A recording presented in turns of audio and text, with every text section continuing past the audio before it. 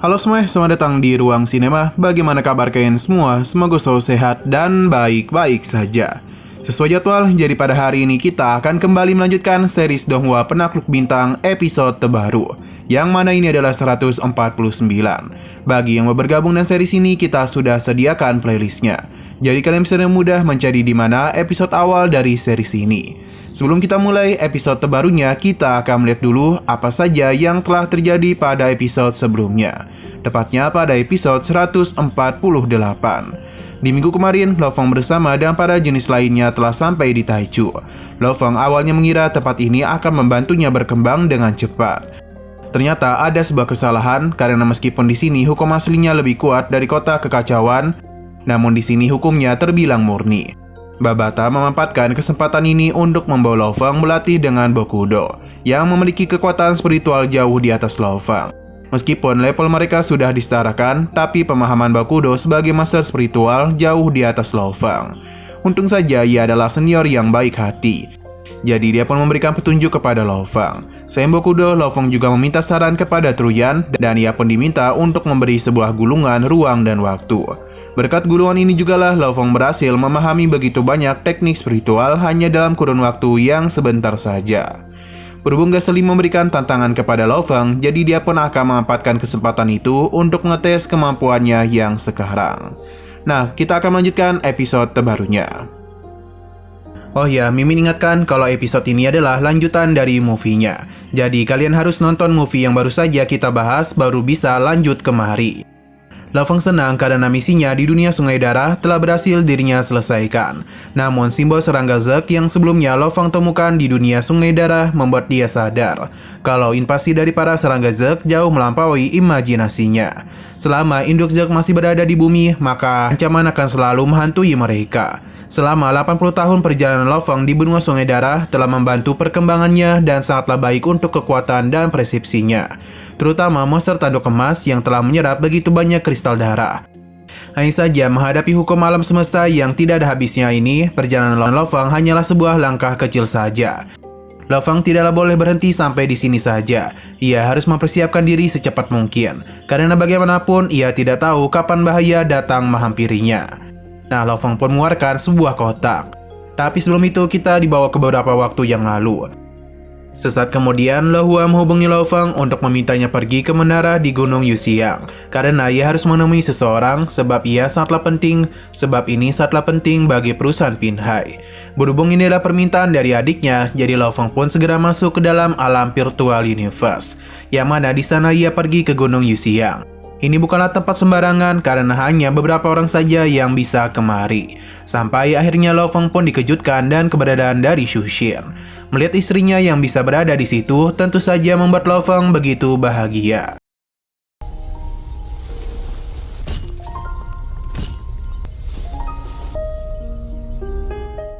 Lo Fong pun mengajak istrinya untuk minum dulu, yang sepertinya Xu Xin belumlah menjelaskan mana kesepakatan yang perusahaan Pinhai lakukan. Ia langsung memberitahu betapa untungnya perusahaan Pinhai dalam kesepakatan ini. Bahkan kekayaan bersih mereka juga meningkat dalam jumlah yang besar, dan berhasil membuat perusahaan Pinhai menjadi anak sekunder dari Universe Company. Ini juga telah membuat Xu Xin menjadi anggota inti dari perusahaan Universe. Lo Fong semakin terkejut dengan pencapaian yang Xu Xin dapatkan, karena hanya dalam kurun waktu 100 tahun saja Xu Xin bisa menjadi anggota inti. Xu Xin menjelaskan bagaimana ia dengan begitu cerdasnya memanfaatkan jangkauan luas dari perusahaan Universe. Lo Fong sadar betul betapa besarnya perjuangan Xu Xin untuk mencapai tahap ini. Xu Xin terlihat menunggu pujian dari suaminya. Ia bahkan sempat membuat keputusan tanpa memberitahu Lo Fong. Xu Xin pun takut akan membuatnya marah. Tapi tentu saja Lo Fong tidaklah marah, karena bagaimanapun Lo Fong sendiri yang memberikan kuasa penuh kepada Xu Xin. Ia pun langsung memeluk istrinya dan berterima kasih atas perjuangan keras yang Xu Xin lakukan selama ini. Hanya saja Lo Fong meminta maaf karena mungkin mereka tidak akan bertemu terlebih dahulu. Xu Xin meminta Lo Fong untuk tidak perlu khawatir, karena ia sudah tahu apa yang suaminya lakukan. Selain itu, Xu Xin juga tengah disibukkan dengan perusahaan Pinhai-nya. Bahkan Lo Hua dan yang lainnya kini tinggal menunggu Xu Xin saja. Selama pahlawannya hebat ini berlatih, Xu Xin juga tidak akan tinggal diam dan akan terus mengejar Lo Fong sampai mereka berdua bisa berjalan bersama. Xu Xin, 过段时嫂子，与碧蓝去商务部的。重新修炼，接下来的路。 Hanya saja selama Lo Fang berlatih di sini, Gaseli mulai menyebarkan berita yang tidak-tidak kepada Lo Fang. Bahkan ia salah langsung mengejek Lo Fang yang tidak berani bertarung dengannya. Lo Fang yang sudah lama tidak bertarung merasa itu adalah kesempatan yang bagus untuk menguji kekuatannya. Jadi Lo Fang akan menjadikan Gaseli sebagai tikus percobaannya. Di sini terlihat kalau pertarungan Lo Fang itu akan disaksikan oleh begitu banyak jenius lainnya. Gaseli dengan begitu sombong memberitahu kalau kekuatannya sudah meningkat beberapa kali lipat daripada Lo Fang. Jadi dia menjamin kalau Lo Fang itu tidak akan bisa menahan serangan jiwanya. Lo Fang dengan senang hati akan melihat apa yang Gaseli ingin lakukan. Gaseli yang begitu membicu Lo Fang mulai melakukan penyerangan kepadanya. Dalam pertarungan itu terlihat jelas kalau lagi dan lagi Gaseli berusaha menggunakan kekuatan jiwanya agar bisa membawa Lo Fang masuk ke dalam ilusinya. Akan tetapi Lo Fang tidaklah seperti dulu, karena bagaimanapun kekuatan jiwa yang Lo Fang miliki sudah berkembang, dan bahkan memberikan perlawanan kepada kekuatan Gaseli. Ini pun membuatnya sangat terkejut. Terlebih lagi, Lo Fang langsung saja melancarkan serang balik kepadanya dan menggunakan teknik yang telah dirinya sempurnakan. Gaseli tidak menyerah dan mencoba untuk memberikan perlawanan. Namun di hadapan Lo Fang yang sekarang, Gaseli bukanlah apa-apa. Dan bentuk keempat dari Nansana Perman, Lo Fang pun telah berhasil menggeprek Gaseli. Dan begini pertarungan pun telah berhasil dimenangkan olehnya.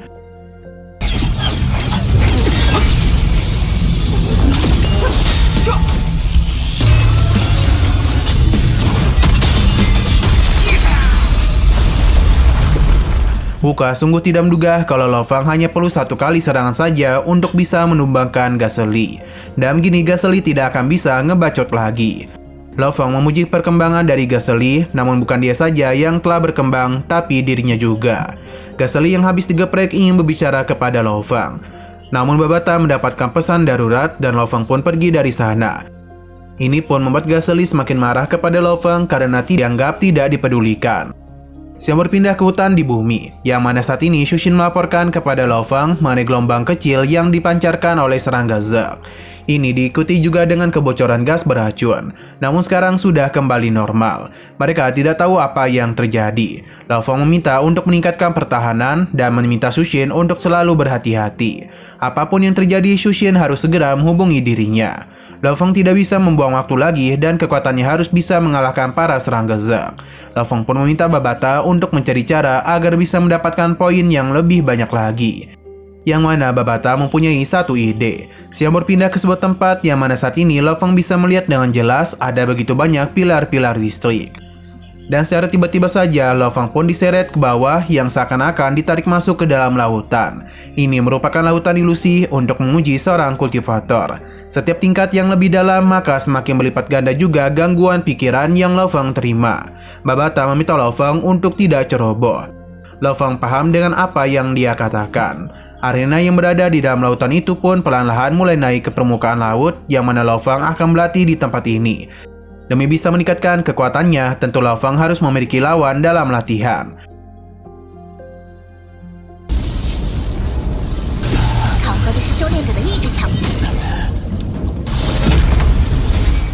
Sosok yang akan menjadi lawan Lo Fang mulai memperlihatkan dirinya, yang mana dia tercipta dari berbagai kristal. Babata menjelaskan kalau ini tidak ada bedanya dan bintang meteoroid yang pernah Lo Fang lihat di bumi. Hanya saja yang ada di hadapan mereka adalah manusia kristal dan versi yang lebih kuat lagi dan menggunakan gelombang internal. Selain itu, kekuatan serangannya juga sangatlah kuat. Benar saja Lo Fang langsung merasakan sakit di kepalanya. Dan kekuatan yang kristal itu miliki, Lo Fang harus bertarung sambil menggunakan gelombang energi yang berusaha mengganggu otaknya. Serangan laut darah pun langsung saja menghantam Lo Fang. Di sini Lo Fang ingat kalau gulungan catatan waktu berisi metode rahasia untuk memperkuat pertahanan spiritual. Jadi dirinya pun mencoba untuk mengingat teknik tersebut. Dan apa yang Lo Fang lakukan itu telah berhasil dan lautan kini menjadi begitu tenang. Hanya saja Lo Fang itu sempat diganggu dan pemandang Shushin yang dalam bahaya. Tapi Lo Fang terus mencoba untuk tetap tenang karena semua ini hanyalah sebuah ilusi saja. Usaha yang Lo Fang lakukan tidaklah sia-sia dan memusnahkan semua ilusi yang ada di depannya. Lo Fang tepat waktu sebab tinjuan manja dari manusia kristal hampir saja menyentuh wajah tampannya. Wujud kristal ini pun hancur di hadapan Lo Fang. Dan begini Lo Feng pun telah berhasil menyelesaikan tingkat pertama. Setelah semua itu, tingkat kedua pun mulai muncul, yang mana dia akan kembali menghadapi serangan ilusi yang jauh lebih kuat dibandingkan dengan tingkat pertama. Meskipun begitu, Lo Feng tetap bisa melawan. Secara perlahan namun pasti, Lo Feng terus naik tingkat dan menghadapi berbagai ilusi yang berbeda-beda juga. 是一切虚妄。 Tidak terasa Lo Feng sudah berada di tingkat 9 Lautan Ilusi. Jika Lo Feng berhasil menyelesaikan tingkat 9 ini, maka ia akan mendapatkan 51.100 poin. Kekuatan mental Lo Feng yang telah terluka kini sudah diperbaiki.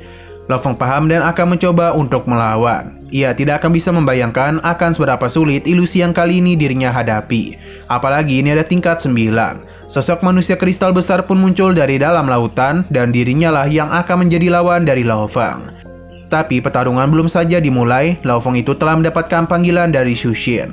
Ia memberitahu kalau serangga Zek yang ada di bumi telah terbangun, dan saat ini bumi tengah dalam bahaya. Para pengawal Lo Feng segera melakukan evakuasi kepada Xu Xin dan Lo Hua. Hanya saja para serangga Zek dalam jumlah yang begitu banyak berhasil menghentikan pergerakan mereka. Dan saat ini kondisi benar-benar sedang mengancam nyawa mereka. Bahkan Lei Shen terlihat tidak bisa berbuat apa-apa. Ini pun membuat Lo Feng menjadi begitu panik dan tanpa pikir panjang dia pun segera melakukan perjalanan untuk kembali pulang dengan menggunakan kapal otomatnya. Dalam perjalanan itu Lo Feng begitu mengkhawatirkan kondisi keluarganya dan harus datang secepat mungkin. Pada akhirnya Lo Feng pun telah tiba, yang mana ledakan terus terlihat dari luar bumi, yang sepertinya invasi dari serangga Zek kali ini benar-benar mengerikan. Kita pun dibawa ke bumi, yang mana para serangga Zek terus melakukan penyerangan kepada umat manusia bumi. Tidak ada yang mampu melawan mereka. Lo Feng yang telah datang pun terlambat karena Xu Xin sudah tidak bernyawa. Ini pun membuat Lo Feng menjadi begitu marah dan bahkan kemarahan Lo Feng itu menghancurkan bumi.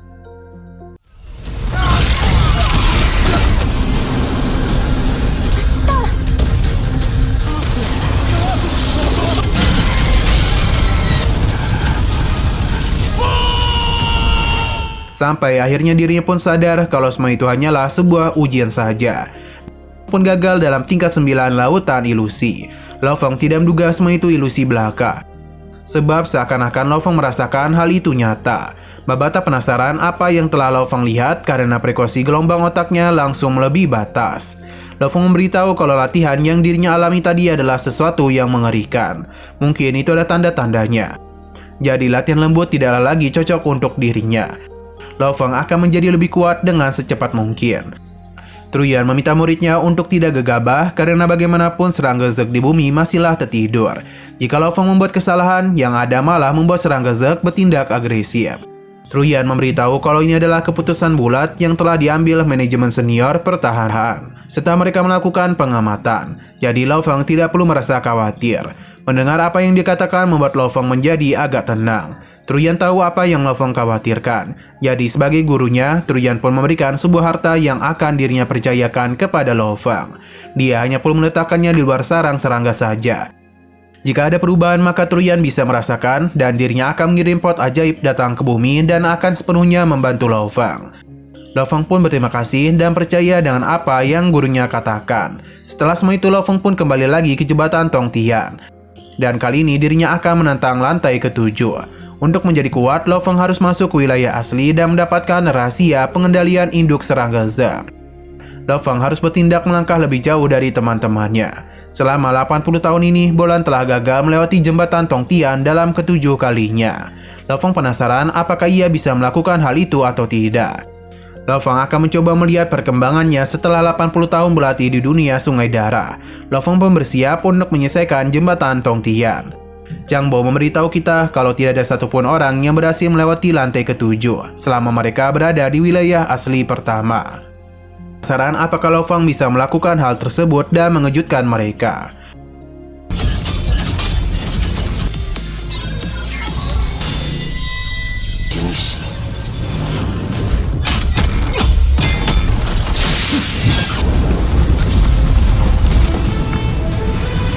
Dalam pertarungan ini sudah jelas kalau lawan Lo Feng itu sudah memiliki kekuatan yang jauh berada di atasnya.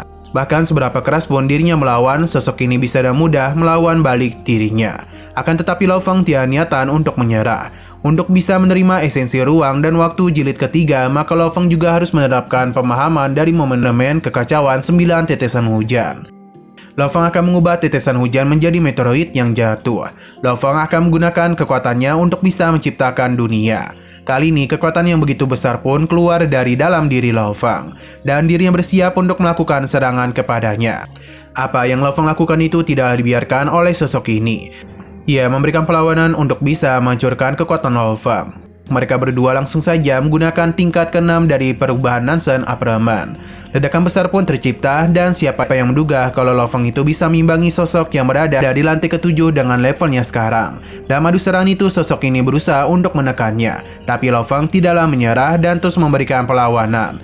Bahkan hukum asli emas milik monster tanduk emas juga dirinya gunakan untuk bisa melawan balik sosok itu.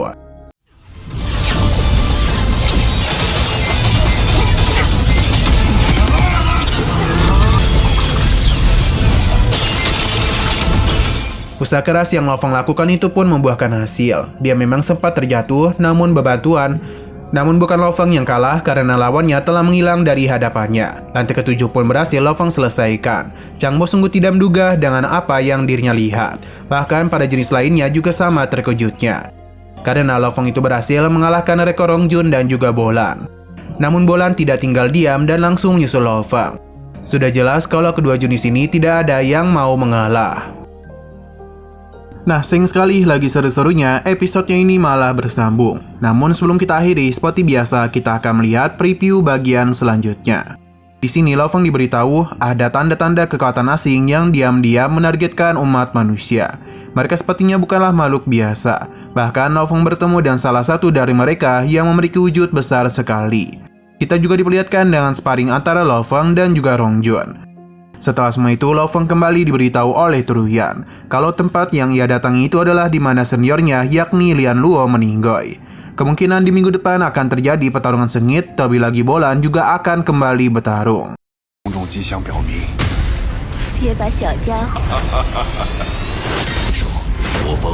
Oke, sekian dulu pada video kali ini. Untuk video selanjutnya akan segera hadir. Jadi bagi kalian yang mengikuti series ini, langsung saja klik subscribe dan aktifkan loncengnya. Terima kasih yang sudah menonton video sampai habis. Jika kalian suka pada video ini, klik like dan share ke teman-teman kalian tentang channel ini. Dan ditunggu aja kelanjutannya. Oke, sampai jumpa di video selanjutnya.